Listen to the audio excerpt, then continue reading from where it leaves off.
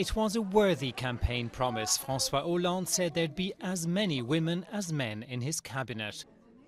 It would be a good principle to have as many women as men in a government.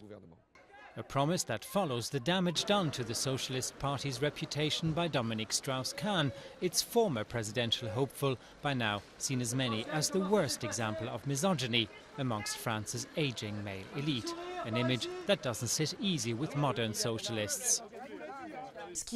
It's certain that left-wing parties have always paid more attention to feminist demands and integrated them into their programs, not just since the Strauss-Kahn affair.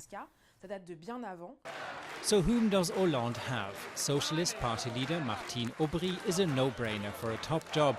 She could even become Prime Minister.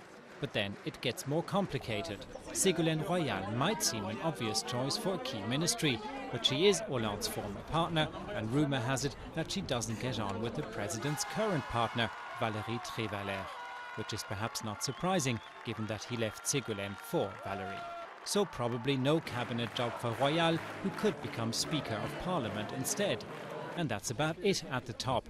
Barring a major surprise, the key ministries, foreign affairs, finance, industry, justice, interior and education all look destined for men. That would leave the lesser portfolios for the female hopefuls. Environmentalist Cécile Duflot could get a sustainable development ministry. Socialist deputy Aurélie Filippetti could become Minister for Women's Rights. Hollande's sparkling campaign spokeswoman Najat Vallaud-Belkacem is also expected to get something. There's a real danger that we'll see numerical parity, but that the most important portfolios go to men and the marginal portfolios to women. That's what we've seen in the past. Outgoing President Nicolas Sarkozy had just 30% of women on his team, but he gave some of them top jobs. Defence, justice and of course finance, run by Christine Lagarde before she went off to head the IMF.